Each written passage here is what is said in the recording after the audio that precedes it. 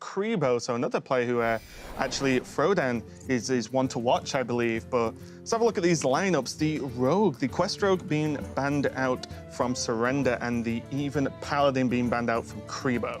Well, from Surrender, we're seeing a lineup that was really popular last week with, putting 3 of the players into the Summer Championship that we're about to see. Even Paladin, Spiteful Druid, Cubelock, Quest Rogue.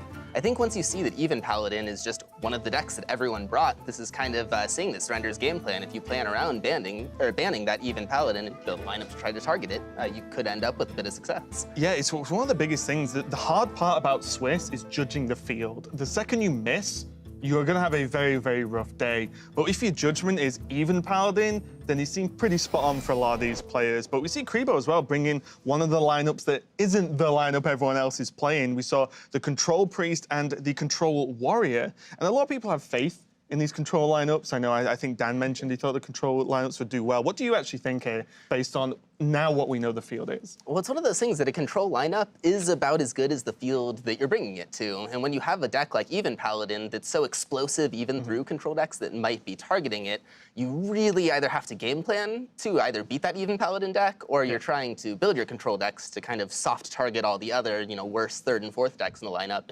And either you ban Even Paladin or say it's just going to win and get off the board. And so it's, I think when you see that Even Paladin's gone from about like 20% of the field to like 60% of the field, I don't think any of these players could have guessed that it would go up to about 100. Yeah, it's kind of scary. It looks like the players are going to be getting ready right now to go into the match. So looking forward to this one.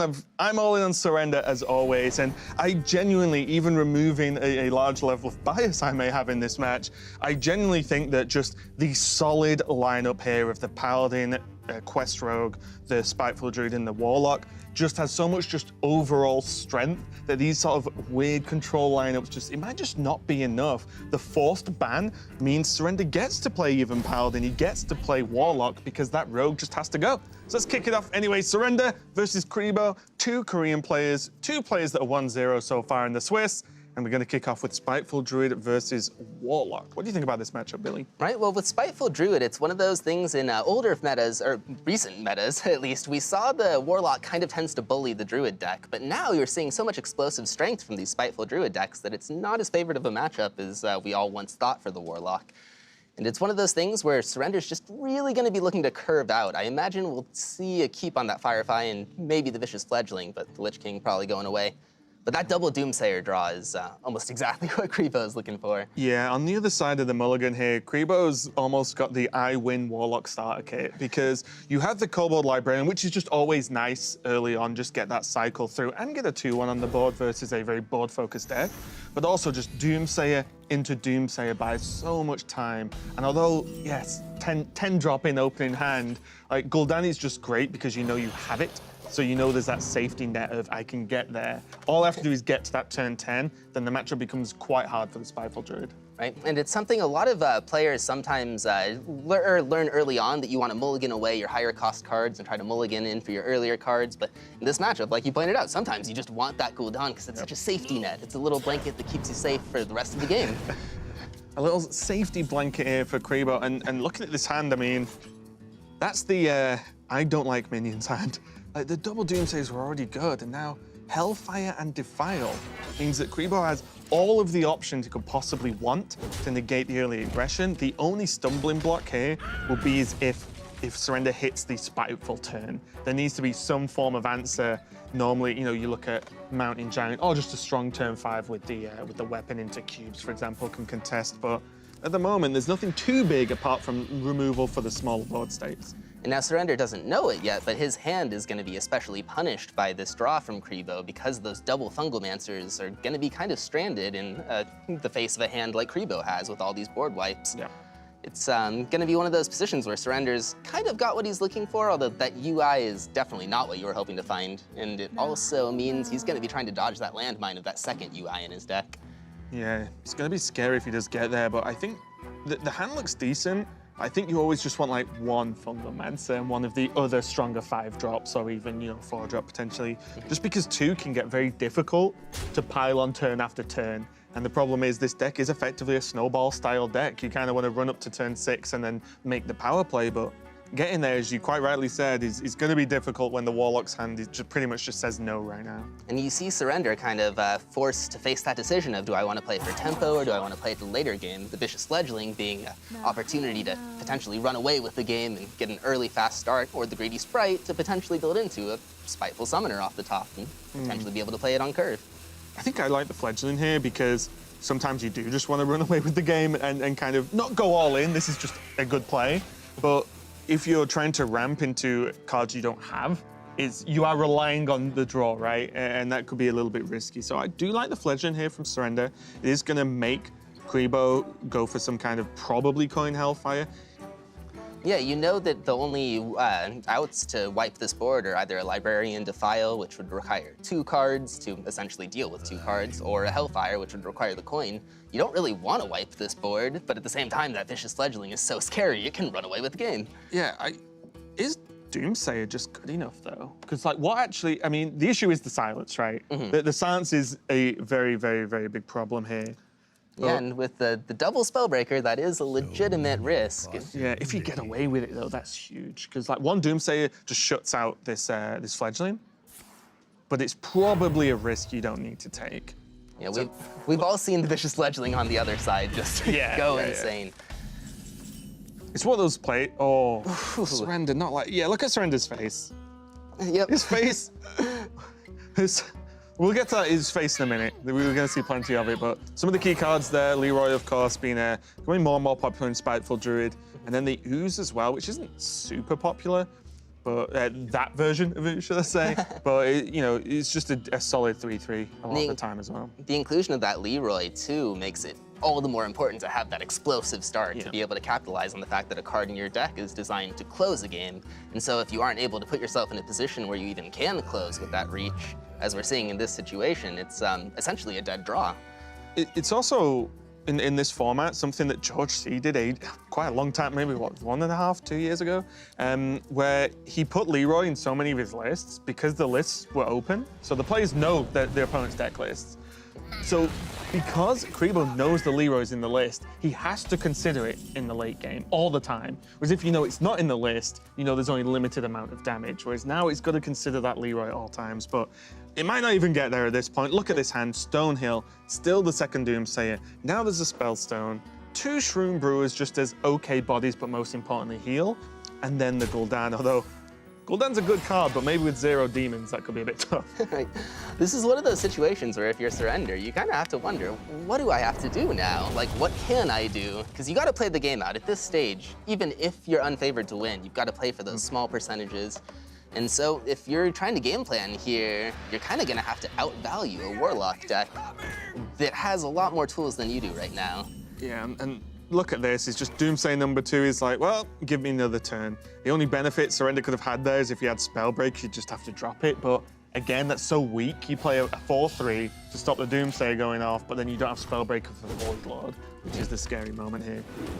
And now we should note that Kribo is playing the more controlling version of the Warlock deck, and with no Doom Guards, no cubes, so that means Kribo doesn't really have a way to win the game fast. He doesn't have a way to kind of go in and assert his dominance in the face of Surrender's slow start.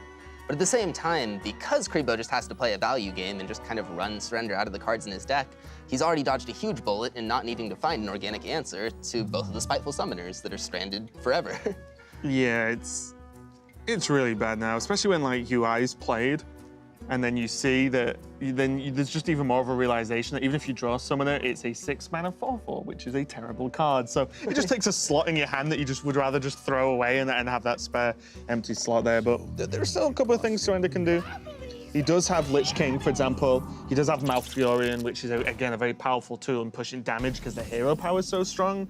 But in general, this is looking very, very rough. As I said, like, 1 Fungal Mancer often feels fine, but having 2 is difficult to pull off. And then you add Doomsayers and AoE. You know, it's so much more difficult for Surrender here. And this is one of those situations, too, where you can see the kind of the story of Surrender's hand from the 4 leftmost cards in his hand that have just been sitting in his game this entire time. If you're Kribo, you now have a very solid read that at least 2 or 3 of those are dead cards. Maybe one of them is a Leroy, but you know that Surrender kind of has a handful of nothing when he's making kind of weak plays like this around turn 8. What Surrender needs to do now is just get something to build on the board with. And Saronite Chain Gang is a great card. 1 card for 2 minions, effectively, 2 3s. And if the plan for Surrender now will just be, okay, just let me land Fungal next turn. Let me just have something that sticks on the board for more than 1 turn that I can actually attack with, and maybe you can do something, because you also have to consider however weak this is.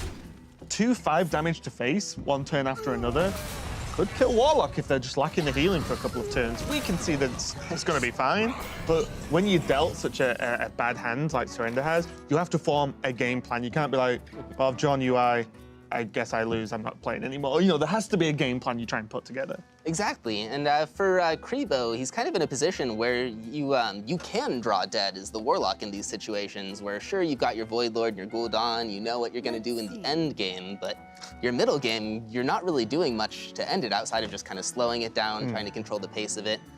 So Surrender is kind of gonna have just, ooh, I just noticed that Grand. Yeah. Surrender's just having an unfun time right now as he's drawing his cards in the worst order, because one of the issues he has now, Grand Archivist, you could say, well, it's a pretty solid body. It's probably the best play you've got this turn. But the issue is then that just tells Kribo that you have double UI in hand, so it gives your opponent so much information that Kribo can just alter his play slightly to then just say, okay, I'm never dying to double UI. That's something I can just say, no, I will always make sure I'm safe in those given turns. So Surrender's actually finally landed a Fungalmancer just to put a Void Lord at 1. It doesn't even kill the Void Lord. Right, I think it's just a situation of you gotta play the cards in your hand, and it's kind of an old thing people say in card games. You gotta play the cards you're dealt, and in this situation, if you're not gonna concede immediately, you have to keep trying to play for the board and try to come up with a winning situation. Now, it's such a shame for Surrender, too, that he did draw like this, because there's a debate over kind of whether you play 1 Grand Archivist or 2. People say it's so important to play that Ultimate Infestation on turn 8, and yet the way he drew it, Surrender was only playing 1 Grand Archivist and just kind of ended up in one of the worst possible scenarios. It's the kind of thing you have nightmares about the night before you play in the tournament.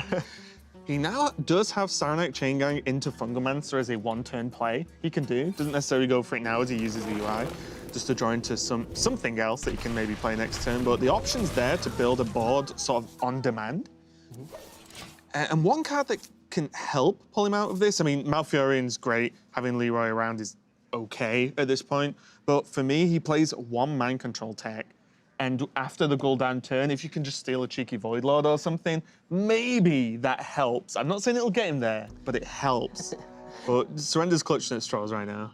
Exactly, and it is so frustrating too, because if you're Surrender, you know this is like a resource game where Kribo is potentially going to try to either run you out of cards or create a board full of demons that you just can't deal with. Usually the way that the Spiteful Druid wins through that is by either giving themselves a window to win before that wall of demons comes down, or you just get such a big spiteful play with the Ultimate Infestation that the Warlock can't answer it. And in this case, he's gonna have to find Plan C. Yeah, I think versus this matchup specifically, when Warlock gets the wall down after Gul'dan, Spiteful Druid almost has no game unless they're already so far ahead on the board, and Gul'dan was more of a desperation play. But it's just not pressured Kribo really at all in this game, and we see Gul'dan, then after that, the spot removal in the form of Voodoo Doll into Hellfire to kill off, even if there was a big Spiteful minion, can just kill it off easily, and also Stonehill just for that extra taunt minions to put some pressure on. But it looks like Malfurion is going to be played, and do you just go for the poison right now just to be like, he can probably clear it, but poison's going to do the most work? I think you have to, because you still want to demand that board wipe. Now we've seen a Hellfire, Defile. We're getting to the point where Kribo's not going to have ways to answer the board. So you say Warlock sometimes doesn't have a way to answer the board. I have not heard of this. There's only 2 or 3 options left, I think. So about a third of his deck is still a way to answer these boards. But if for some reason those are the bottom 3 cards of his deck, Surrender is able to, and that's imagining from Surrender's point of view, if all these answers are at the bottom of Kribo's deck, then you have this big board, you deal with the answers, and maybe just a couple of these get there. I do like the freeze on the lower health one as well, because that's the easier one to deal with for Surrender, with just hero power if necessary. So it means that if the AoE isn't there, then Kribo would either have to trade the Void Lord into a 1-2 to kill one off, or just go face, go somewhere else, and then the 1/2 can kill off the big guy pretty easily. But we see Hellfire is there. The small Warlock gets procced, but I think Kribo just doesn't care. Right now, he has Gul'dan in hand, so whatever, more demons, great. I gotta say, though, it feels like a testament to Kribo's focus that this entire game, from the commanding position, he still has been taking his time, making his plays very deliberately. I wouldn't say roping excessively, but he tends to make his plays almost right as the rope goes, where it's just kind of, he's trying to pace himself. Yeah, I think there's definitely a sort of mental block you need to get over as a player in a high-pressure scenario, which is what playoffs is, is that if you feel like you're ahead, you don't be overconfident, you don't get cocky, you don't just relax. If you're ahead, you stay ahead at every single turn. You just stay ahead, don't do anything silly, don't do anything crazy, especially with a deck like this.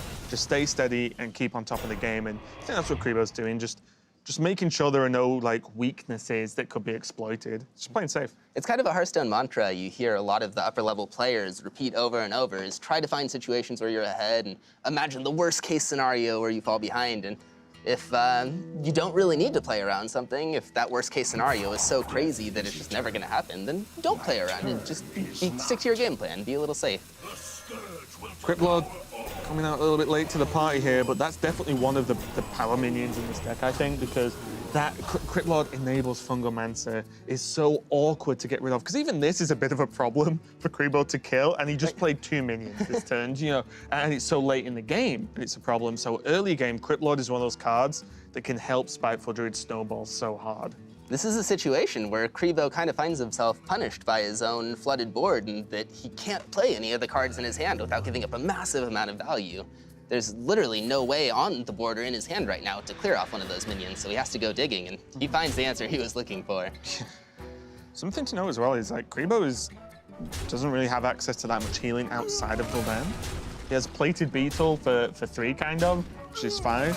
But he's used, the shroom dudes. I forgot the Yeah, the mushroom brewer. There we go, shroom brewer.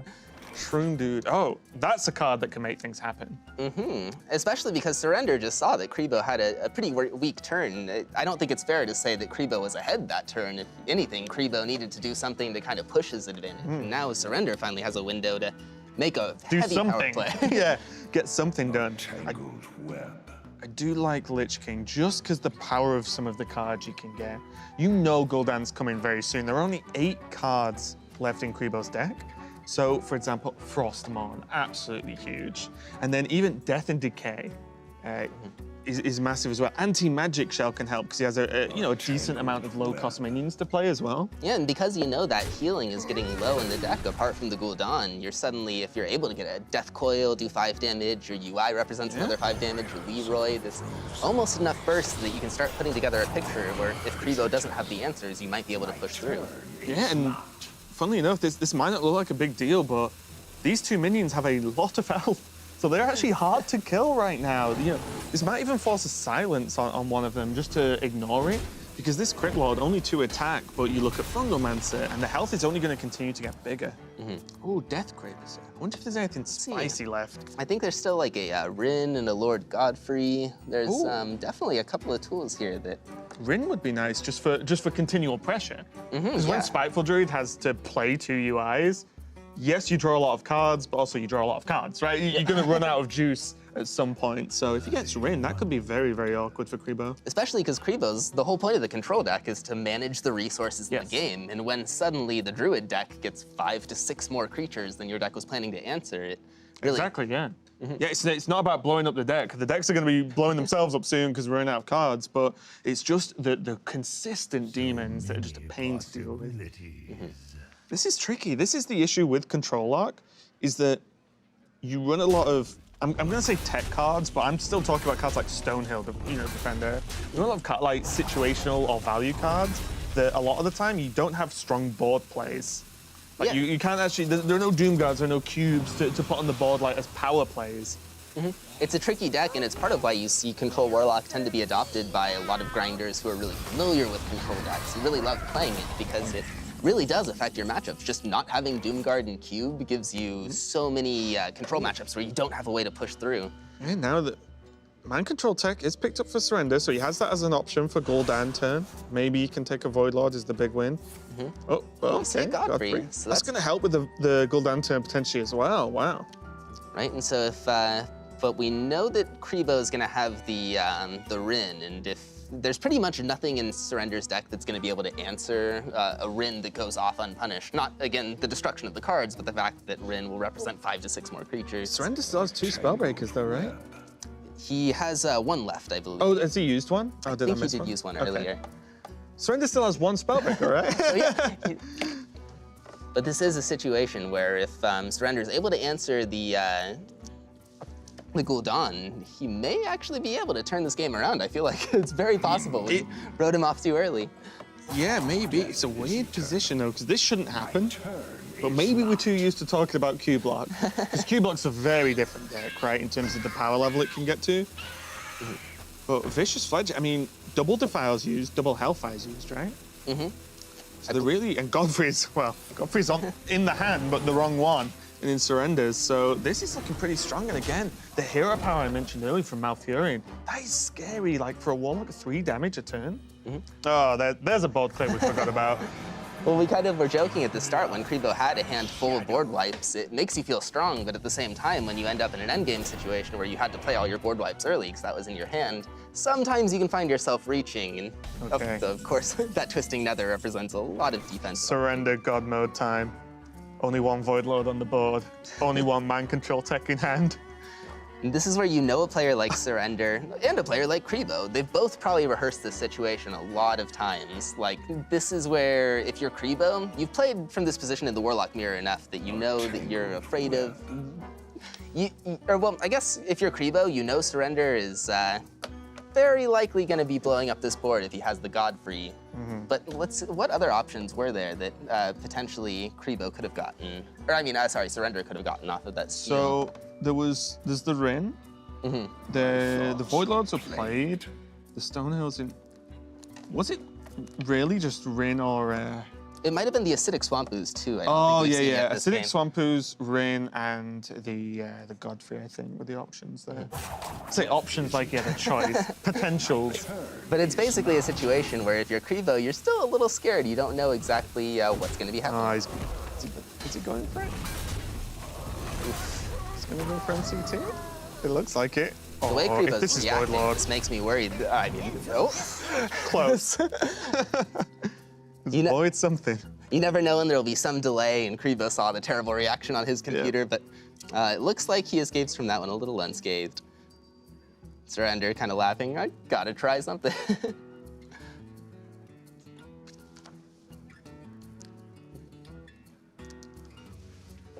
My hunger grows. And so in this situation, if you're Kribo, I think it's really important to try to hero power every turn. That hero power represents a spell, it represents a creature, it represents your own life. Your hero power just represents so much once you've Gul'daned to try to get to the end of the game and make up for the fact that you might be fatiguing earlier because you're out of cards. And so I think we'll try to see Kribo save that Sleeping Dragon as a last resort because of that 9 mana cost. Yeah, and I will say that to maybe, you know, the average player, whatever, I'm like, why didn't you just Twisted Nether that board? You know, that was a strong board. You had Void Lords. You had a Void Lord and Void Walkers, who cares? But Kribo needs to realize that, like, the Twisted Nether is like the only mass removal he's got left. And if he Twisted Nethers now, can he beat whatever Surrender has left in his deck? And to be honest, my guess would be probably not, to be completely honest, if he Twisted that early. This is a much safer play and say, well, Surrender has to develop minions. He can't just be like, pass to play around Twisted Nether, right? You just can't. So Kribo's just going to get even more value out of this Twisted Nether and probably win the game off the back of that as a safety precaution more than anything. It is going to be a tricky situation here, though, where Kribo is, his mana isn't going to be kind to him over the next few turns, where Surrender still can be playing threats that are going to slowly become harder for Kribo to deal with on a one-for-one basis. Godfrey, let's go. And so we may, let's see, how much damage does Surrender need to do to set up a lethal here? With his hero power pinging it through 3 every turn, it looks like he's about like 2 turns away if there was nothing Kribo could do to stop him. Yeah. And this is tricky as well because, you know, Leroy hero power is 9 damage from hand. Like, that has to be considered at all times. Also, as we said, I think Surrender's still got 1 Spellbreaker left. So there's an option to just bypass, for example, we can see this Sleepy. Right, and because Kribo it's so important for Kribo to try to use his hero power every turn. It's going to be really scary for him. This might be like the one turn he cannot use his hero power and try to develop his board. This is weak though, right? This is a 2/2 and a 3/3. I think he has to hero power down the elemental, because otherwise a 2/2 and a 3/3 versus a 2/3 and a 4/4. And your opponent gets to do something, and as you said, you don't hero power, which is huge. And if you're Kribo, you never want to play that Twisting Nether. Like you were saying earlier, it's your get out of jail free card. Like if you have to play that Twisting Nether, like that's it. You're suddenly at the mercy of just hoping Surrender's out of threats. And with 6 cards left in his deck and a handful of at least something, you know he's probably holding on to a Grand Archivist or a Spiteful Summoner that was stranded because of an Ultimate Infestation. Is this the UI turn? I think it should. Oh, okay. I wonder whether you go for UI that turn. Because yes, you draw your deck and get into fatigue, but I don't think Surrender cares about fatigue right now. And also, you make a 5/5, so there's a 5/5 and a 4/4 on the board, still just as hard to deal with as last turn, if not harder. And then you have all your minion options every turn that you've got for the rest of the game. I'm wondering if he was just afraid of burning like the 1 card, if there was 1 card maybe that Surrender really wanted to protect, because it seems like he kind of has the tools in his hand that he needs to potentially close this. If... That's a pretty awkward. Not the best taunts I've seen, especially when you can get Rin. A lot of the reason Stonehill's so popular in this list is 1, it's just a good card, but 2, Rin is a legendary Warlock taunt card. He's very, very powerful. My hunger grows. And valuing just having a card that you can play this turn, or to potentially combine maybe with a removal spell in the future. He's just about getting to the point where the demons are powerful, and I kind of rate 4/4 plus as good demons to get, whereas anything below that feels pretty weak. And look at the power of the minions. Surrender played 2, and now this turn he has 1 that can attack that's more powerful than everything Kribo played last turn. It's kind of insane. Right, and it is just such a stressful situation if you're Kribo, because you really want to play those, you want to ramp up with Rin as quickly as you can. Like when you can play both Rin spells in the same turn, when you're not under pressure, you're getting so close to how you can end the game. And because Surrender's deck can't deal with a big minion. At this point, if Kribo just can land that 10/10 Azari, like he's gonna win, but it's gonna be so hard to get to that position that Surrender might just have found like the back door to be able to push through lethal. These are 2 very does this have to be twisting? I'm almost So Surrender, Very scary. he's gonna need to climb over the Twisting and climb over the Sleeping Dragon. But these minions are big enough, and he has a silence for the Sleeping Dragon, that Kribo's gonna have to be very careful about how he sequences this. Yeah, and a big part of this, as you mentioned earlier, is if Twisted Nether comes out, then that's probably gonna be a hero power turn, but develop nothing. Like, that is very scary to say. Spiteful Druid, empty board, enjoy. If he's Sleeping Dragons here, Surrender could Spellbreaker and then Leroy, potentially push 19 damage. And he'd be just short of being able to Ultimate Infestation over the top, in the case of a Twisting Nether, plus another hero power the next turn. So... Yeah, I would twist in if it was me. I am very scared of those 2 minions right now. And you know there's a Spellbreaker left in Surrender's deck if you're Kribo, so why give him 13 free damage? Are we gonna get the Spiteful Summoner turn at last? But at least it's a 5/5. Nerf version. +1/+1, but doesn't do anything else. 6 mana 5/5, here we go. There's probably a lot of folks that would have been pretty happy if it was a nerf to that. Still, this is a lot of power, and now Kribo's gonna be taking fatigue, which isn't gonna make a huge impact right now, but if Surrender continues to apply pressure, there's no hero power, so a loss of 3 health, so to speak. And so we see 16. Nice. Another 19 or so that can be pushed here. There's no more board wipes left in Kribo's deck. He has ways to deal with things 1-for-1 with the Spellstone or with his hero power, but at this point, it's pretty much an honest game of Hearthstone, playing minions on the board and attack bases. This is where it gets tricky, because now, we've talked a lot about how much damage can Surrender push. Does he now need to trade? These are the big minions now, the big demons coming out. So he's going to push 9, get the Crypt Lord down as a relatively large speed bump, to be honest. But the problem is, there's 2 Dark Pacts in hand. That is just a lot of health. 16. The awkward thing, though, I'll say is, what does Kribo Dark Pact? Because if he plays Kobold, then he draws a card. Well, he doesn't draw a card, that's the point, and takes more fatigue, right? And more damage. If he has 2 taunt minions that he doesn't really want to Dark Pact because they're taunt minions. So he has like Owl and Ooze, but then you're spending mana, playing a minion and killing it for your opponent. Yes, you heal. Exactly, and if your heal isn't healing for as much damage as your opponent is doing on the board, then all you're really doing is delaying the inevitable. Oh, this is such a nutty game. Like, I thought this game was going to be over like 10 turns ago or something. Yeah, this is so confusing, and it's a testament to the fact that, I mean, both of these are such good players, but Surrender we saw last year, I mean, he won 15 matches in a row in the HCT, won the Summer Championship last year, and the fact that we were writing him off early shows how we should know better by now. I should know better. I always have faith in Surrender, but there are some points that you can't even come back from. This is still difficult.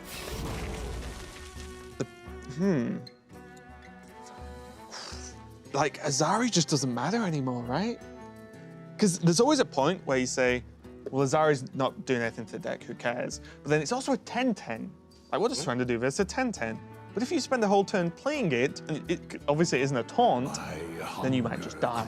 So there's so many things each player has to consider right now.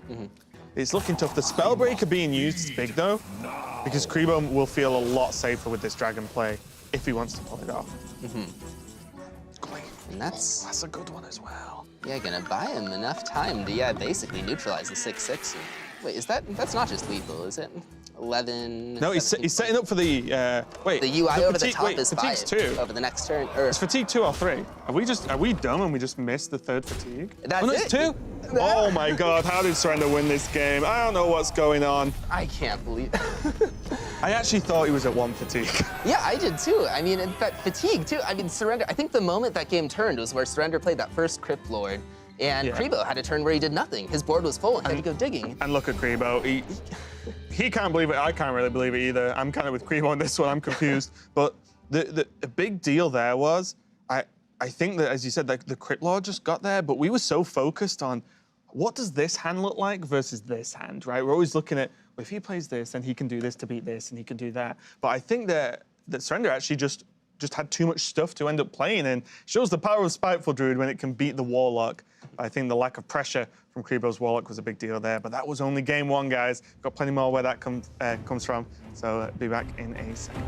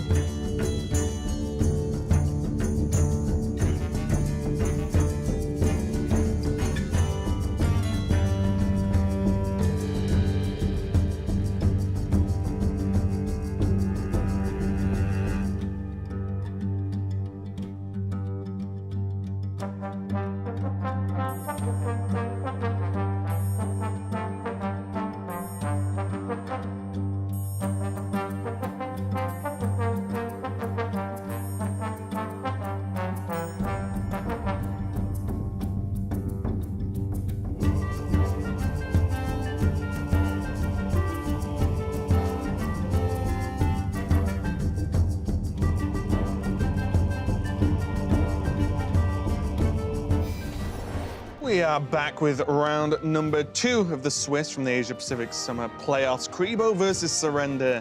We spent that whole break talking about that last game, Billy, because Surrender just, I don't know how he won, but he did, and it looked dire for him as he had the double UI, didn't get Spiteful Summoner off, didn't get Grand Archivist off, but made it work anyway. But let's move on. Game number 2, we were just talking about this matchup, is the Cubelock from Surrender, so Mountain Giants, Doom Guards, and Cubes, versus the Control Lock that we just saw from Kribo again. What do you think of this matchup? Well, this is one of those where the Cubelock deck tends to have a lot more threats, while the Control Lock deck tends to have a lot more answers. Now, generally in Hearthstone, I feel like you want to be the one asking the questions instead of having to scramble to come up with the answers. We just saw Kribo kind of get punished in the last game for having all the right answers at the start, but in the end, kind of not having exactly what he needed. Although in this matchup, traditionally, I do believe there can be a slight edge for the Control Warlock, but if Surrender is able to get an early Mountain Giant or an early Skull of the Minari, it'll very much put him in the driver's seat. Yeah, I think these opening hands pretty much tell the story, from my point of view at least, is that, oh, okay, well, this changes again now, but the Giant being played is huge for Surrender. Kribo now has multiple answers in the form of he can Doomsay it into the typical Giant turn, and he also has Doll in with Mortal Coil or Dark Pact, either way. But then when you start seeing, okay, Giant, and then I have Faceless, or Cube, or another Giant, then suddenly the threats have to come thick and fast for Surrender to beat Kribo, kind of overrun his answers, so Kribo can't answer him fast enough. We just see a few bits of information about Surrender and the godlike player he is. Had an amazing run last year through championships, through Worlds, finishing at top 4, and also through team formats as well, through Trinity Series, finishing top of the Swiss with Planet Odd and his teammate Sixo and Hoy. Right, but Kribo's still a player that's been having a ton of success lately. If anything, Kribo and Surrender's histories were almost flipped, where Kribo top-8'd at the exact same summer playoffs that Surrender went on to go on and win the summer championship. Now, Kribo lost in the top 8 to Tom60229, who ended up going on to be the world champion. We're seeing so many strong players come out of just this top 8 of the last year's summer playoffs. Yeah, really impressive all around. We did just see the Doomsayer into the typical Giant turn. Surrender doing a hard pass probably makes Kribo think, yes, he might well have Giant, because you do the usual tap, tap, tap pass, although there's not many things you can do anyway versus the Doomsayer. But here comes the Possessed Lackey. Now, is Surrender too worried about this? Because he has Chain Giants, he has Cube, he has Faceless, he has a lot of power plays. If you're Surrender, it's so tempting to just stick that Giant down because you know Kribo's gonna have to come up with an answer to it. Even if you know he probably does have an answer to it, it's probably gonna use up 1 to 2 pieces of resources. And I believe Kribo's only playing 1 Voodoo Doll, so once you know that the Voodoo Doll goes away, which would be what Kribo would need to deal with this Mountain Giant, your second one's gonna be pretty safe, barring something nutty coming out of the Possessed Lackey, which Void Lords tend not to be too great at taking out Mountain Giants. Mountain Giant's going to do fairly well, so we know it's going to be a Void Lord as Kribo is playing the Control Lock.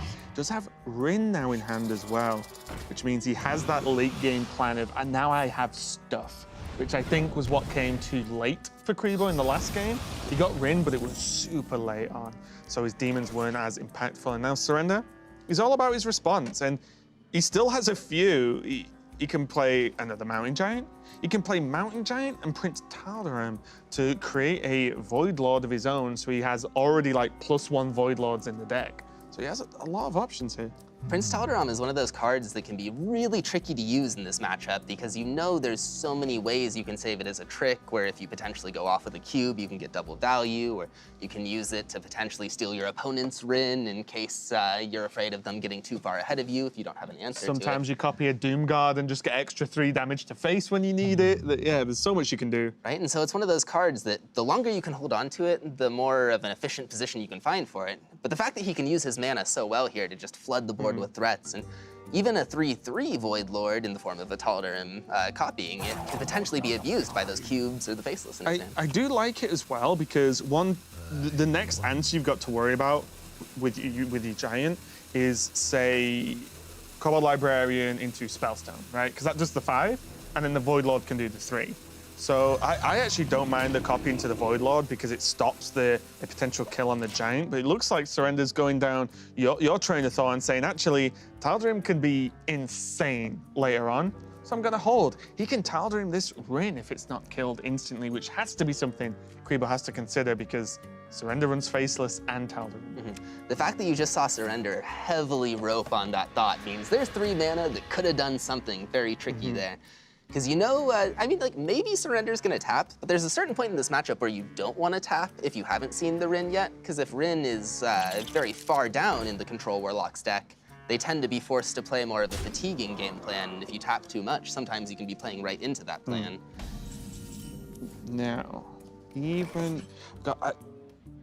this is going to take a little bit of a hit come Tuesday, I think. Yep, a few of these cards are changing. But the management of Warlock resources has always been awesome to me. It's like, you know, back in Control Lock or Giant's Lock, whatever you want to call it, Hand Lock even. There's like so many cool things you can do with so many of the cards, but right now, I'm liking a second Mountain Giant in the form of that Faceless, because the minions are just hard to kill. Like, they're so big. Yes, you can't kill off the Void Lord that easily. You could play Defile first maybe, but for me, just double Mountain Giant feels good. You already have copy effects. You already have cubes in hand. I don't think you need to save the Faceless for anything crazy.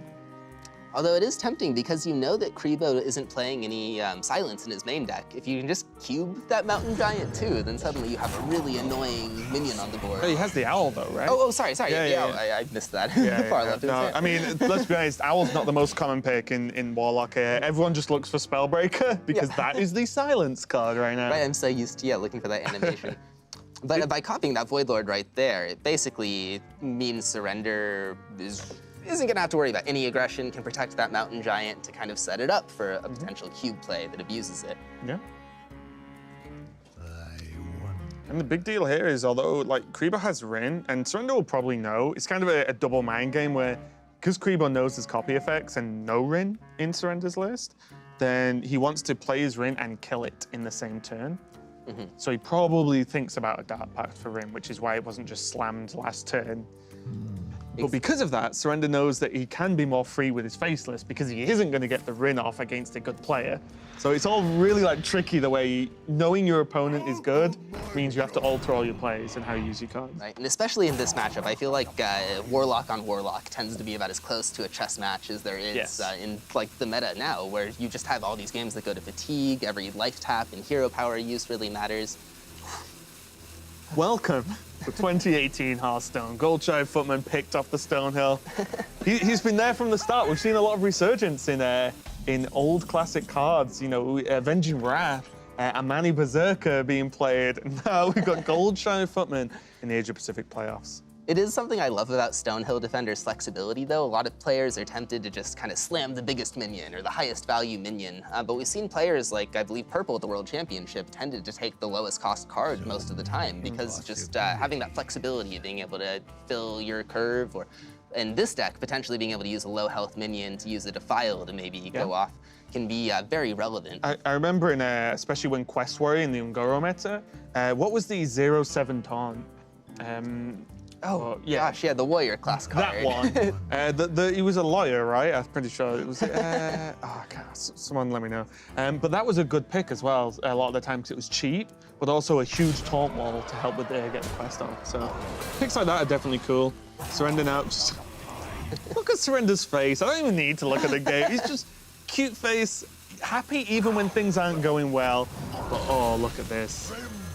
Maximum cubage right now. It is something that a lot of players talk about, the pressure that players feel on day 2, or like the pressure around top 8 matches. But there can be a lot of pressure in these round 2 of Swiss. When you start out 1-0, you think like, God, if I win here, it can really set the frame for the rest of the tournament. Oof, man. 4 Void Lords created from nowhere. And this is such a weird spot right now. So Surrender, on the plus side, that's 4 Void Lords that he's not even played. You know, live in his demon pool for the Gul'dan that he definitely has in hand. The downside is that Twisted Nether meant Surrender's turn is deal 7 pass because, as you said, he probably doesn't really want to tap. He has a very powerful hand right now. Outside of a Dark Pact, maybe, his hand's looking pretty good, but he can't play minions either. He can do, like, just nothing. And I wonder how long Kribo's going to kind of cash on this, although Can't wait forever. 7 damage is quite a lot still. Right? It's so tricky because Kribo essentially got punished in the previous game for the same position, ending up with a board full of minions. And if, sure, he can play a Void Lord right here, and those would all trade into it. It's pretty tempting to just get that Void Lord down and try to maybe force an awkward trade, but you really want Surrender's board to be full. I think what's nice here and what's the difference between the last game and this game for the Warlock positions is Surrender's okay being the one with the minions on the board, right? The onus is very much on Kribo. It's the control deck, obviously. So he'll want to clear board and get some stability. And there's no other way he can really play out his turns. As much as Surrender had to just pass, he dealt 7. If Kribo wants to keep this board looking like this, he has to pass and deal nothing. So this can't go on for much longer for Kribo. Right, and I love that you touched on that in this matchup, the Cubelock is very much the aggro deck. Yes. Even though it might traditionally play more of a control position, if you're Surrender, you know you need to end this game. If you're Kribo, you know that you need to make it last longer. Yeah. Cubelock at the moment with the power level of its tools is the Swiss Army knife deck right now. Depending on what you're against, you can become control or you can become aggro. You're completely right. And there's the full trade into Gul'dan. Surrender's hoping for these Void Lords. Right, this one can be great or terrible. Oh, yep, there you go. I don't want to be dramatic, but that was maybe suboptimal. Yeah, that was bad. Oh, because man. he only had 7 Void Walkers in the pool, right? He had 4 and 7 because they didn't make any more because the board doesn't fit. So, yeah, that was rough. I think 2 you're just happy with, right? If you had 2 Void Lords, you'd be like, yeah, okay, it's fine. 1.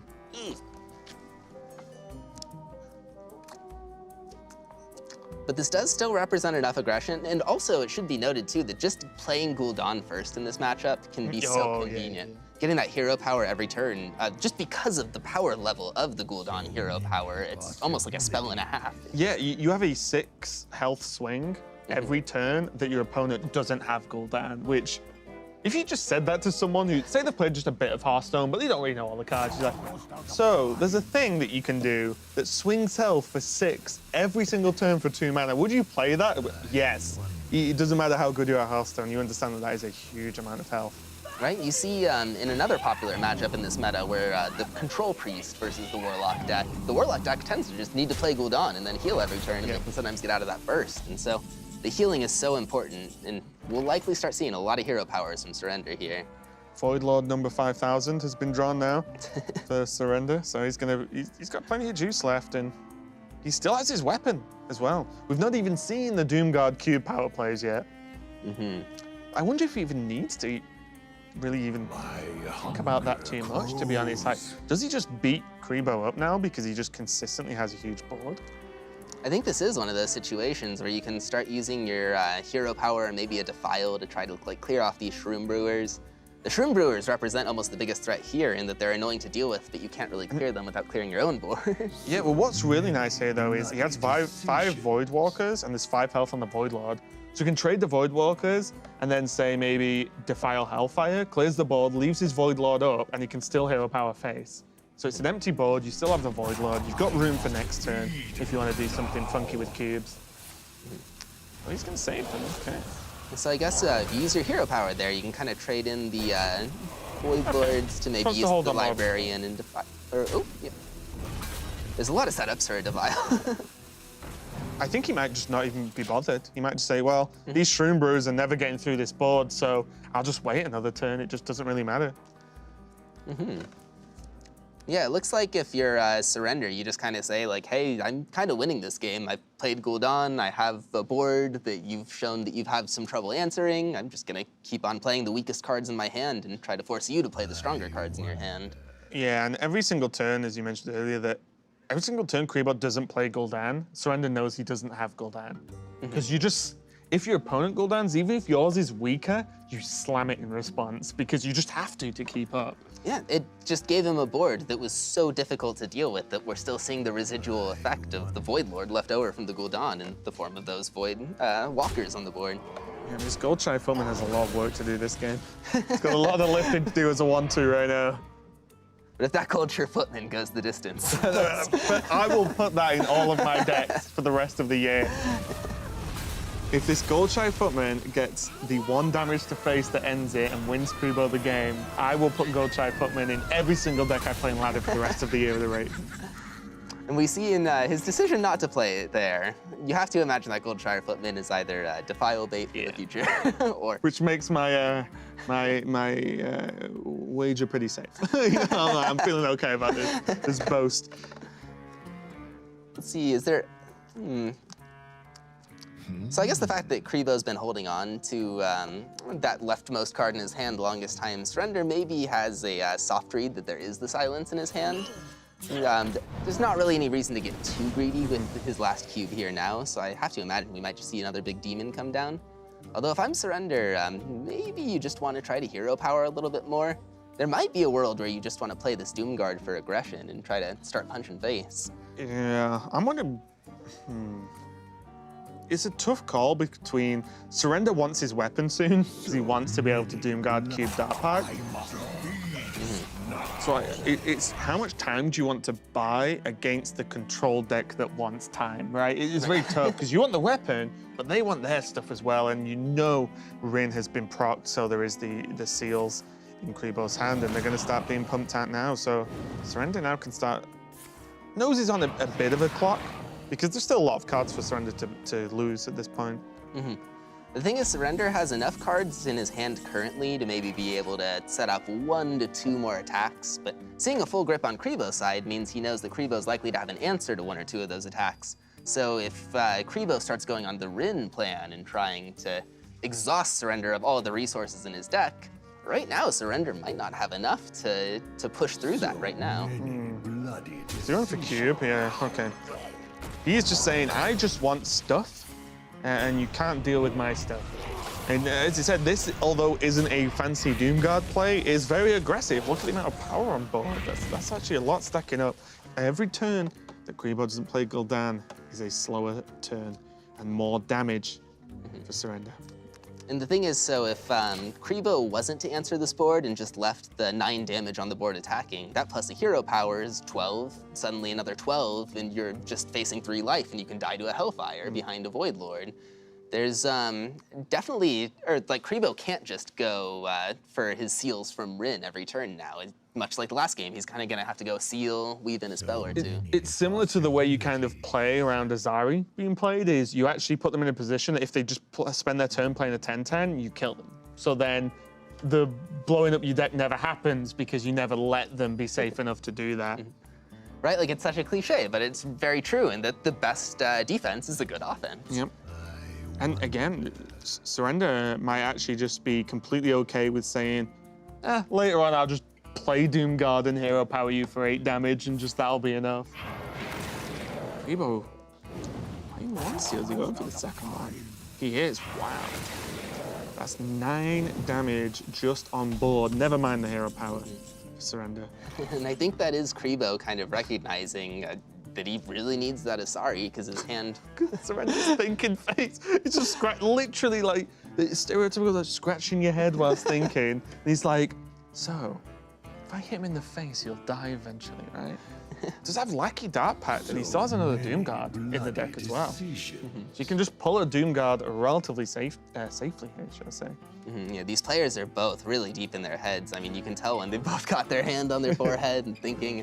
It's one of those things, too, that you kind of have to be careful when you're playing at championships. You're not, or you're sitting across from your opponent. But here, they're playing in different locations around. So you these are in the same, or at least these 2 players are in the same location. Oh, they are, yeah, exactly, in the Korean location. They're both in the South Korea location. So you kind of have to be careful not to give away too many tells. He's just going to pull the, I believe it's a Doomguard. Oh, he just has a Void Lord's a Surrender God. From earlier. Is he on, so he's on what, like, is this like Void Lord 7? I think it's 6 or 7. It's one of the 2. Jeez. And at least he's played his Gul'dan, so we don't have to do the math. Voidwalkers could be in the pool. He has 18 Voidwalkers, 9 Void Lords. What's going on? And this is the issue again with this control deck is, what does he play? Like, he isn't clearing the board because these Void Lords are just too hard to clear. And then because he's playing Control Lock, he doesn't have minions to play that are even remotely threatening to a Void Lord. So Surrender's just gonna beat him up with Void Lords. And to be fair, that's his plan early on. He went with the Void Lord cubes, you know, as early as he possibly could. And It's paying off for him big time right now. He has one Doom Guard in hand, still has one in the deck, and he still has his weapon to get them out for free if he needs to later. Right, and that's so scary if you're Kribo because you're just kind of, at this point, you're starting to see how Surrender might be able to kill you, but you still don't see how you're gonna be able to kill Surrender. Like, you're in a position where you have to make all these answers, but your game plan to win, Rin, is still, it's still about 20 mana away, and that's gonna be about 2 turns that he's just not gonna have the time to set up. Yeah, and I think one of the biggest things about this game is that the difference in time of Gul'dan appearing for each player is huge. Surrender had Gul'dan locked, loaded, and ready to go on turn 10 as and when he desired. Kribo still doesn't have Gul'dan, so he is in trouble. Goes back up to 29 with the heal just to try and be as safe as possible. But, well, you know, that's half that. He's already nearly put him to half health again. And that's just with what he has on board. He's not even hero powered yet. And so the thing is, if Surrender does hero power Kribo's face right here, Kribo's dead if he Azari's, because Kribo would be at 17 right here. If Kribo Azari's, then he's facing 9 on the board, 3 from the Hellfire, and 5 from the Doomguard. Yeah, Surrender's just putting Kribo in check at this point, in just that any play is a bad play. So that, you know, one thing gets punished by the other no matter what happens, and puts him 17. Surrender can probably just pass and be absolutely fine right now.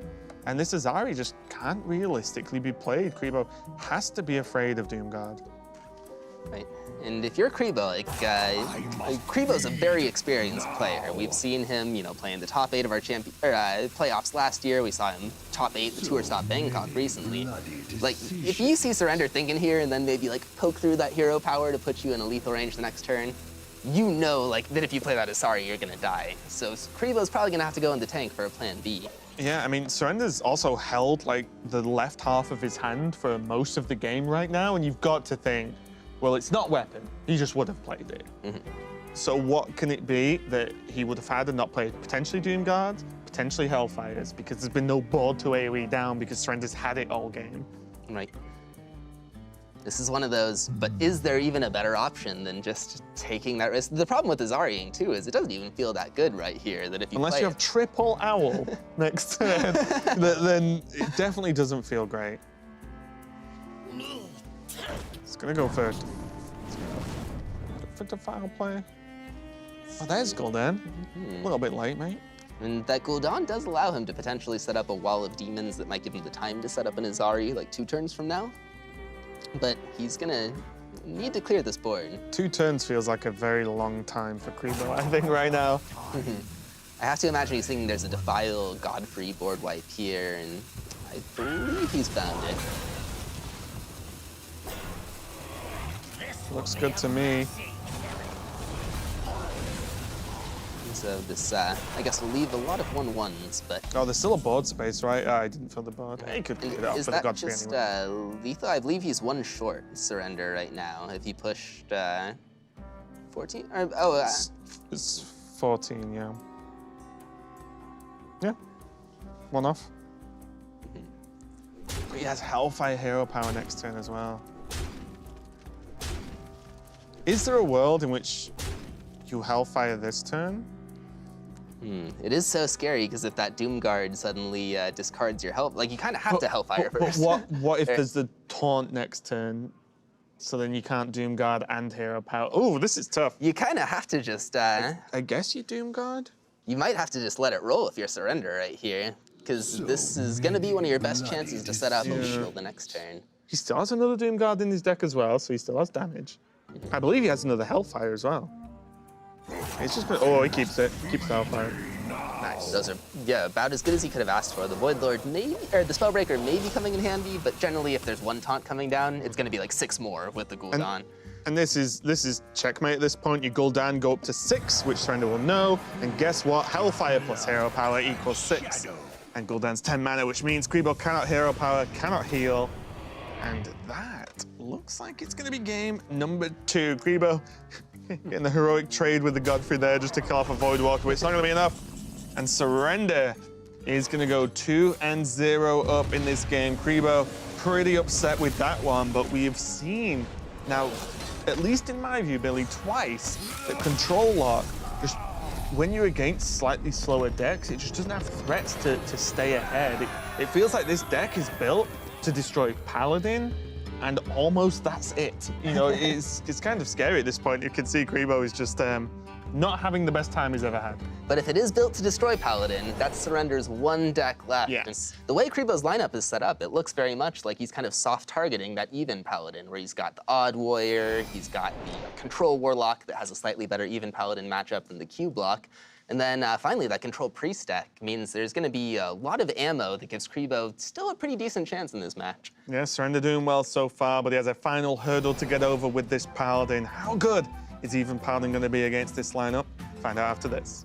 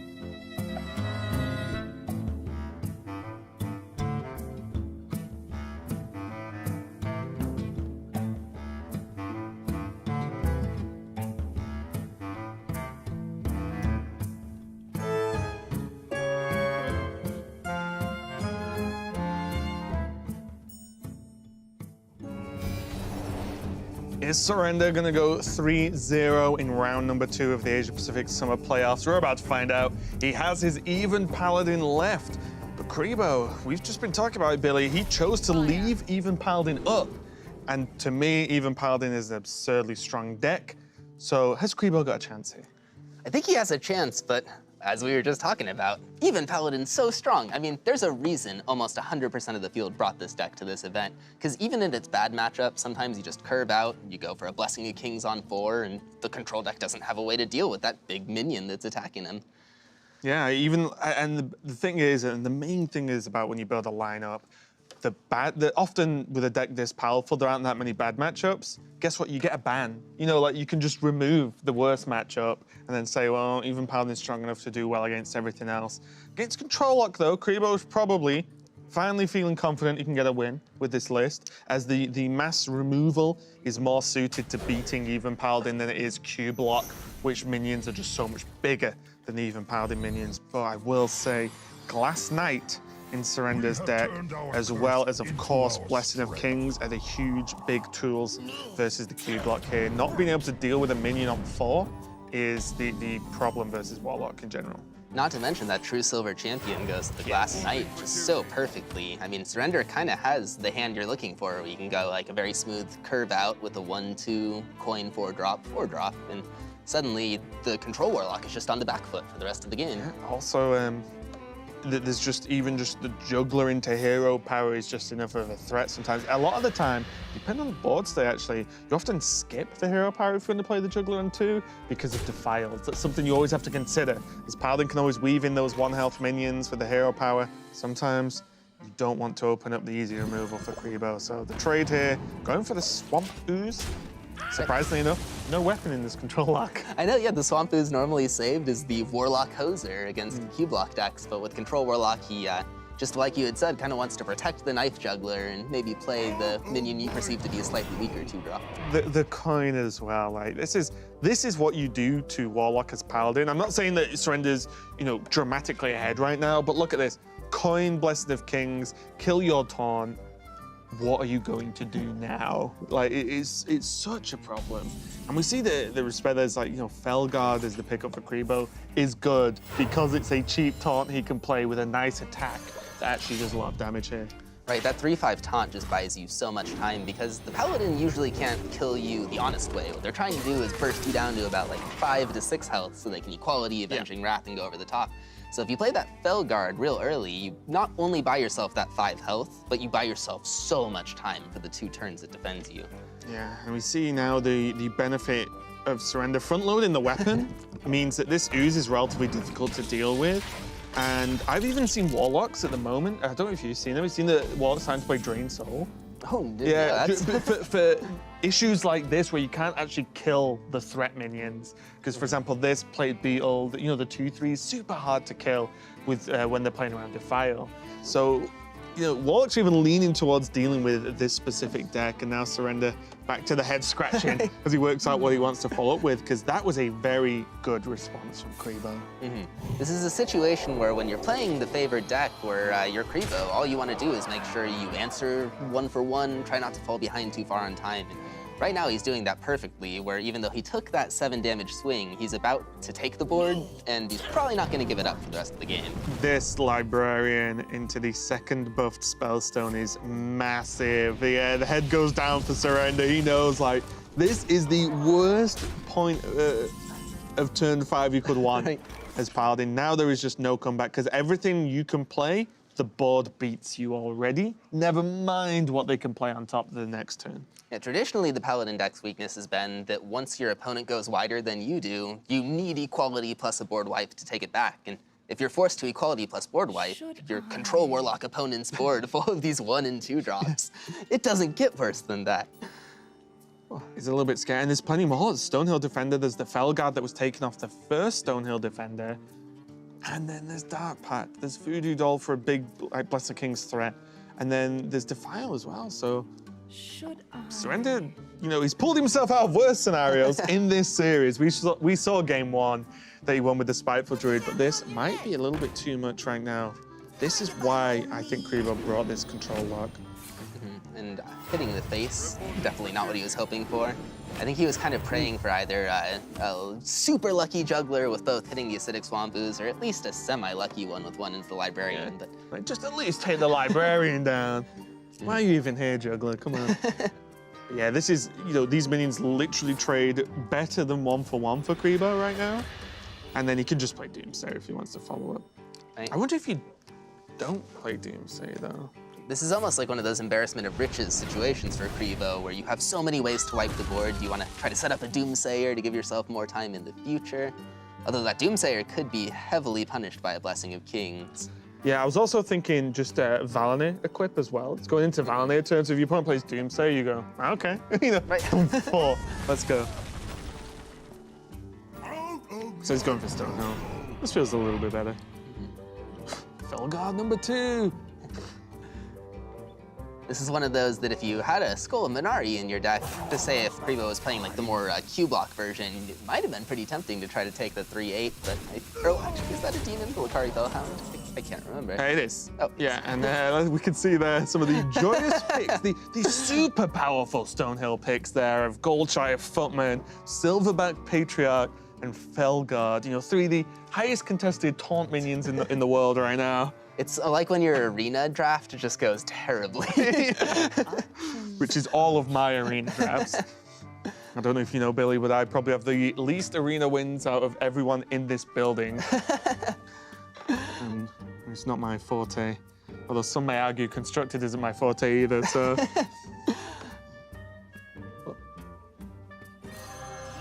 I'm sorry, I got lost just trying to think of what Surrender might possibly be doing there. And this is one of those situations where all your cards in a vacuum are like passable, but nothing's really gonna get you ahead. So you kind of have to concede that you're just gonna fall further behind.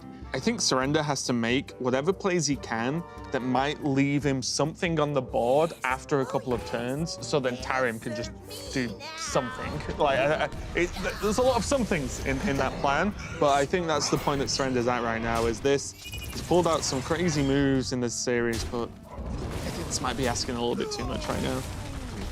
And such a top-heavy draw, too. We're going into turn 7. He's already drawn, 3 of his 6 drops, and that's with the curve of the top side. No Equality, no Conk, no Avenging Wrath either to pull off one of those moves you mentioned earlier where you can actually just clear most of the board for Warlock.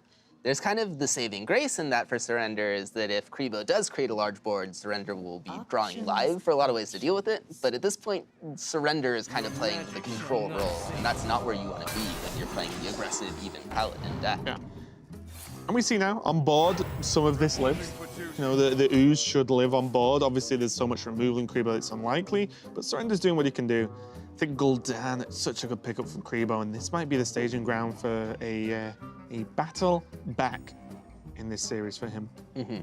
Yeah, if you're Kribo, you don't want to play any of the board wipes in your hand. Like, you're in the beautiful position where your minions are acting like board wipes on their own. And because the Control Warlock deck is usually reacting, they don't always have this, amazing freedom to not have to play their reactive cards.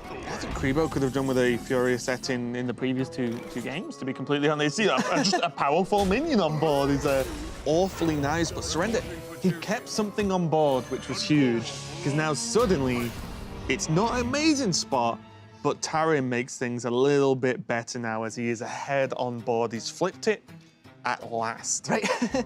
And that's all you're trying to do. Whenever you're the Paladin in any game ever, you just want to be winning on the board. It's almost how Paladin decks have been for the last few metas we've seen, is they tend to be very board-centric. And yeah, I mean, you've just got to look at the cards that support that. Equality Consecrate to clear your opponent's board, and yes, your minions are on 1, but leaves your board alive. The Blessing of Kings, Tarim, Weapons, Valene, just everything that just cements and helps being ahead on board. The clear's happened, but it's cleared with a weaker follow-up turn from Kribo with just the Doomsayer. And that means that if Kribo wants, the Blood Reaver Gul'dan is likely coming down uncontested. Now, he hasn't had Urwum. Okay. I play this game with Sol, Billy, and you can join in. I suggest a play, and then he laughs at me and suggests a better play. So Surrender went for just, I'll just draw a card that turn.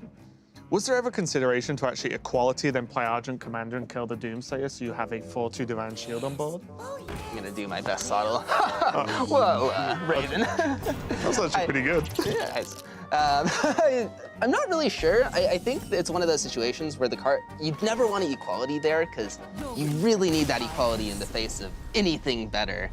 And I think Surrender kind of mentally is thinking like, I need something better, don't think it exists in my deck. And that's why you see the concession follow-up. Yeah, Equality normally used for Paladin to clear the board and get further ahead. Kribo does fight back, versus Surrender, though, so his battle is not over yet, and Surrender is not going to get the sweep.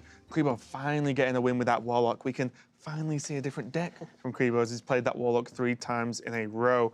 But he does have his Control Warrior as well, and the Priest. So Priest, pretty good game versus Paladin. I'd say probably the best deck on ladder to beat Paladin. Yeah, I mean, this is kind of where it starts. We were talking about it earlier, how if this lineup soft targets the even Paladin, all 3 of these decks have a pretty decent matchup against it, and we're seeing this game plan start to unfurl from Kribo, where maybe he's gonna just keep up this momentum, go with the reverse. This is the big question, isn't it? Because Paladin is just so dominant in the field that it wasn't the hardest read to make just because of the power of even Paladin on ladder, what we've seen it do in tournaments.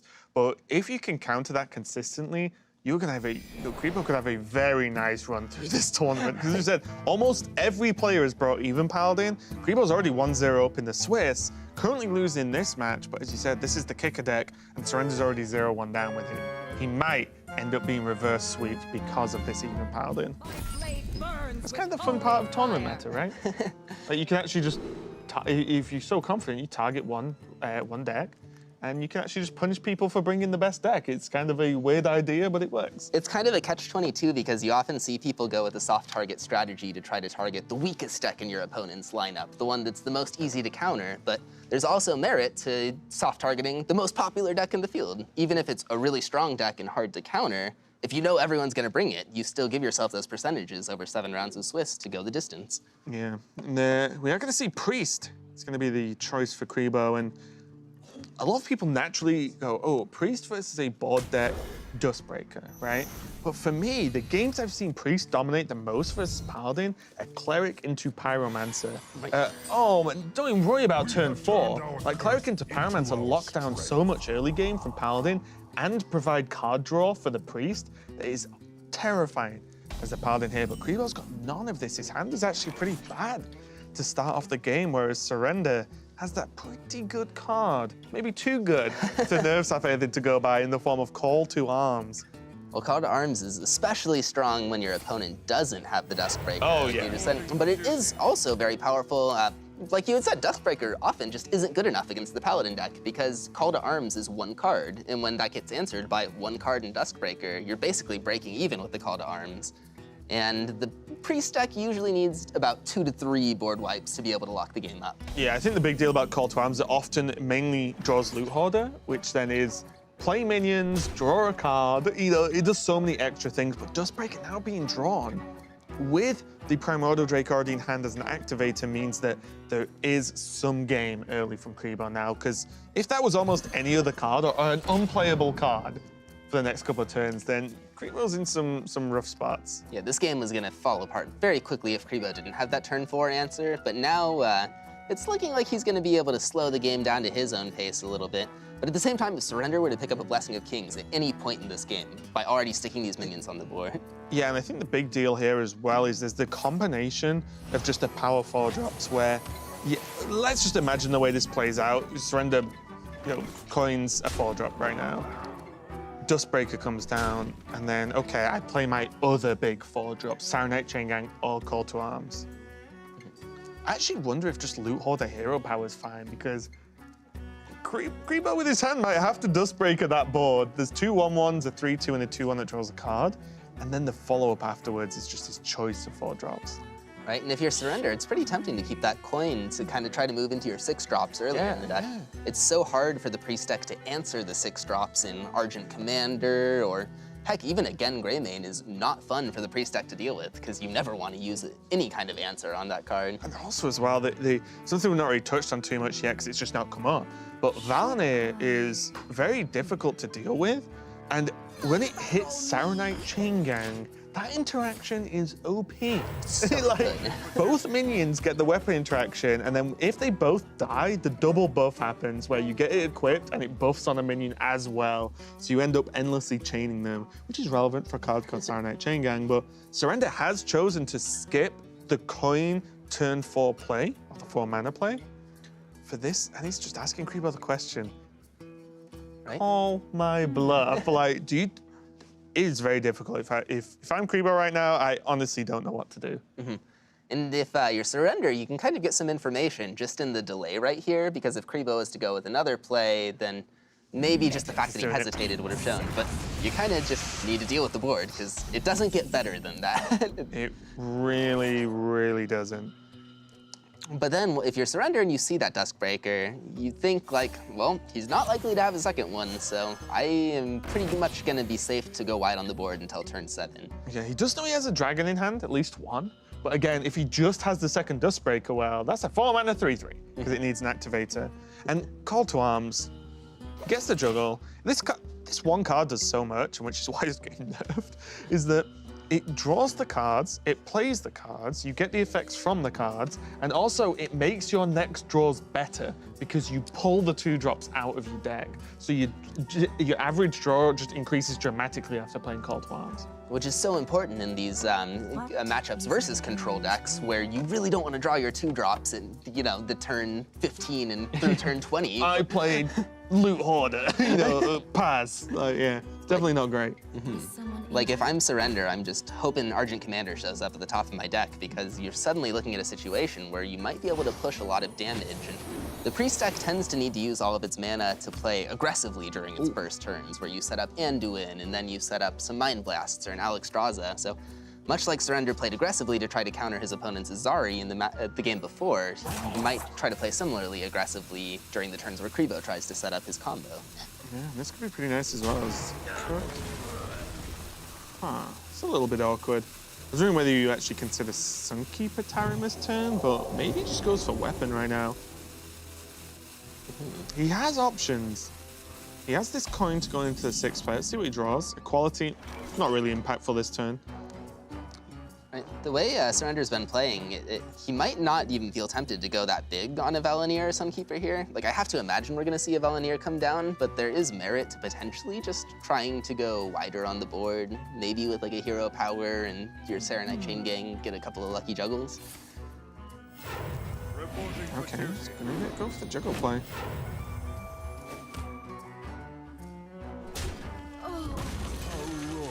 Okay. Lines up the arrow so we can see if we can trade into the Duskbreaker. It has pretty decent juggles, like loses 1 damage, so to speak, but you know, come on, it's actually a pretty good outcome. And now Kribo needs answer number 2 to this board. And finding that Argent Commander gives him another excellent target in his hand to try to set up Valenier and maybe set up an 8 charging damage instead of only 4. Powered Shield drawing another Powered Shield would play the board if he wants to. It doesn't get there though. So I guess he goes for Cleric and heal the draw. Yeah, and if you're Kribo, this game is going exactly how you wanted it to. You still haven't taken any damage to your face yet. You're healing, you're setting up minions. Snap Valenier, go.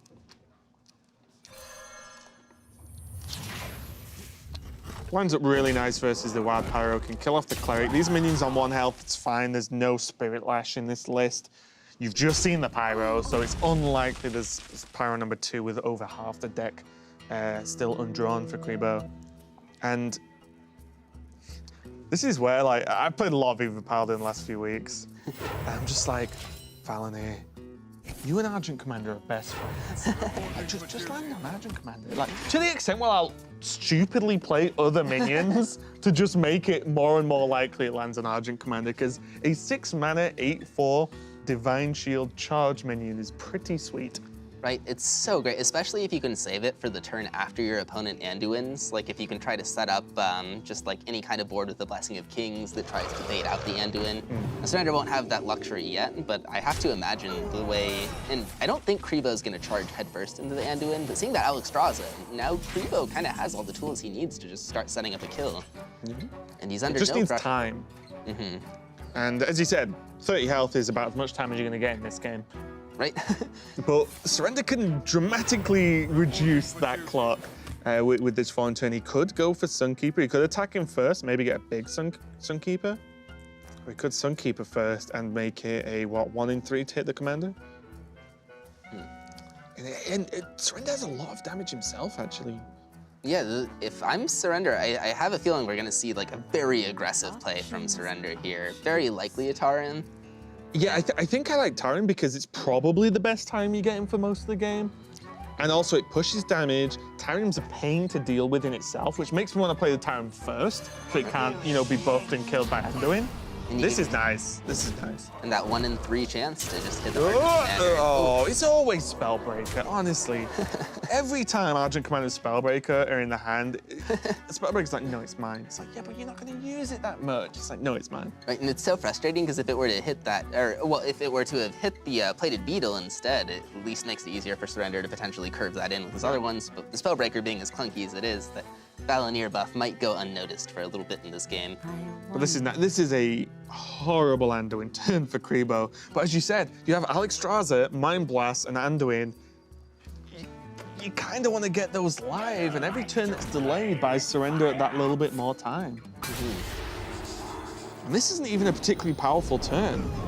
Like, yes, he reduces the damage output, but he can't actually clear off the other 2 minions. That's 5 damage already, and 2 minions that you can't kill.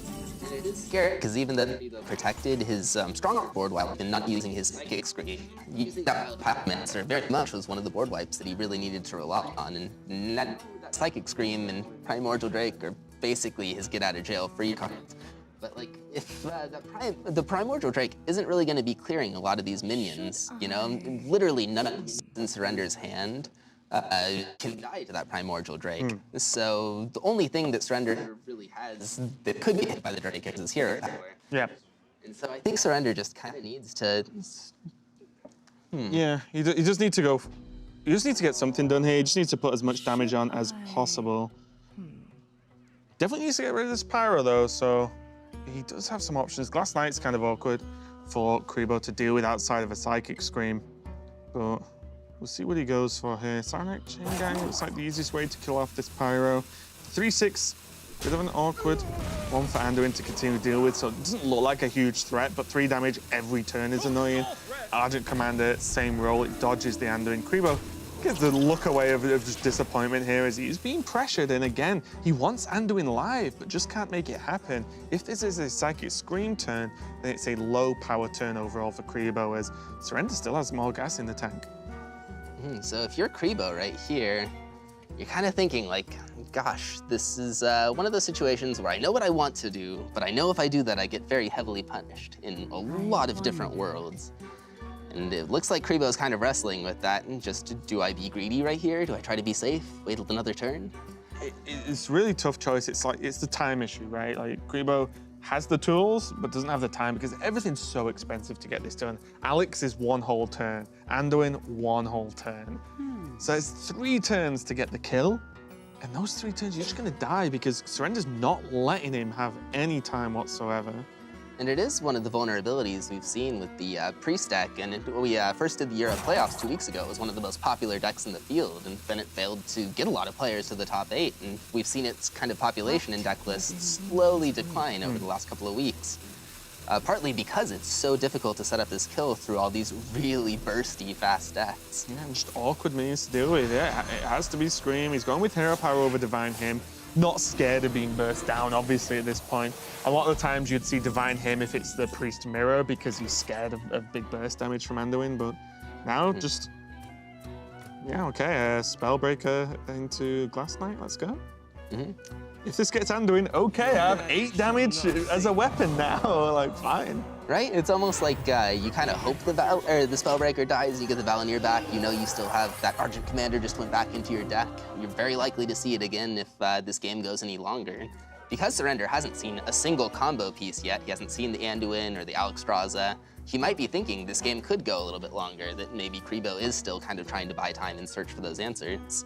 Yeah, and there's 12 damage in hand for Surrender with double Consecrate and the Avenging Wrath as well. So that's just a lot of damage over a couple of turns. It's a little bit scary. Yeah, I mean, again, Kribo has stuff he wants to do, but cannot play it all in any given turn. And Anduin kills off the 8/5, but that's still 5 power and then the 4 damage from the Valenier.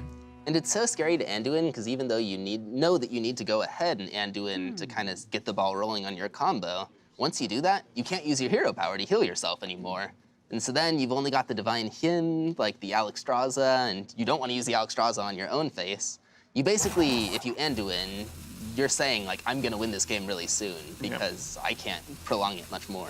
My question, though, is if you don't Anduin, are you ever winning this game? Like, that's my worry at this point.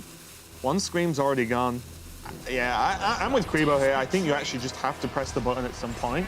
Because if you just wait, like, what is he doing this to? Like, Tar Creeper heal, you know, great, or, you know, even Drake heal. He just punches through that, and then you're in the same spot again, but worse the turn after. And what minions do you think this Call to Arms still has left to pull? Is there like a There's still a Night few, Juggler, yeah. It is Good, you know, good skills there from Surrender. Get the juggler out first for 2 juggles. It's 2 extra damage. that plated beetle is also so huge because that 3 armor just really messes with Kribo's math when he's trying to set up those lethal turns. The frustration here for Surrender is he didn't draw a minion. And it sounds like, oh, he drew Call to Arms, that's a good card. But now, Surrender knows that Kribo plays weapon removal, and there's no way he can dodge this Valnir, because for those of you who may not know, Valnir just goes onto a minion in hand. If you don't have a minion, Valnir just goes, and you ain't seen that card again for the rest of the game. Although it does look like if that Gluttonous Ooze gets played, there's worlds where Surrender just wins, right? He's just dead. I don't know, though, because there's still, like, you can Tar Creeper and him and Hero Power behind that. And I guess the Gluttonous Ooze representing 4 health Yes. in armor is huge right here. Still a rough spot, though. There's still plenty of damage. Because you have the power to play a 3/5 taunt, play a heal for 6, take care of the opponent's weapon, heal for 4, use your hero power to take out the Knife Juggler. Then you have a really strong board. But it just might be a little bit short in the face of all that damage, followed by the Avenging Wrath and Consecration that we know Surrender's holding. There's still some damage left as well. There's the second Avenging Wrath. There's still True Silver Champion, I believe. Only 1 was played and killed. There's still 2 Blessing Kings as well. Looks like he is going for it. This just looks like by far the most powerful way to play this turn from Kribo. It's about as safe as it's ever going to get. Yeah, just using all of your mana and trying to use it for defensive purposes. But if Kribo does indeed go with the Tar Creeper and Divine Hymn, and instead of just trying to play the Tar Creeper and maybe use another hero power, then he's out of defensive resources. Like, that Primordial Drake is gonna get eaten up by inequality. That Alexstrasza is gonna be too slow to really defend him. Oh, that's a good one. Oof. So a quality Conk Blessing of Kings here? That sounds very strong to me. Same. So if you Equality and Consecration, you take your opponent to 21, and then you have 13 on the board and leave them at 8. And that's, Avenging Wrath does 8, Billy. That's lines up pretty good. I'm okay with that. Those numbers add up really well. And if you don't Bless the Kings, for example, where your board might get screamed, and then you've got Hero Power Bless the Kings. So you bank that damage right now. Avenging Wrath, always playable. Especially versus Priest, they just don't often play minions anyway, even if you didn't have the equality. It's a fair assumption that you can get off a decent Avenging Wrath at this point. And Surrender already saw that first Psychic Screen played in a slightly less than optimal situation for Kribo, where he likely would have wanted to use another board wipe if he had one. It's a desperation play. Where'd you like the Kings here? Probably on their money, right? But it looks like, unless he just puts it on the Glass Knight. Does Kribo play Death? He plays 1 Death. And he hasn't seen any Shadow Visions yet this game, I believe. So there are outs for... But then again, if you Shadow Visions or Shadow Word Death, then you can't do a lot with the rest of your mana. So Kribo needs to clear the board and have at least 1 minion on board. I'm pretty sure this is just game for Surrender. I can't see a way that Kribo... I mean, Kribo doesn't know that Surrender has the Equality and Avenging Wrath. But I don't... Actually, the Kings was really nice there. Because the Divine Shield as well, it means that this Drake can't clear this 8/5, and now we see a quality Avenging Wrath. If the board was cleared and the Drake survived, then Kribo would end on 1, but it's just not enough. And Equality Avenging Wrath, the combo that has become feared from even Paladin in this metagame, is going to be the combo that wins Surrender his round 2 match. 3-1 versus Kribo. He did his best, but the control lineup it wasn't enough. And this was what I said to you early on. Like, it's great, having decks that have game versus even Paladin, but there's a reason the whole field has brought even Paladin. The deck is really good, and it can get the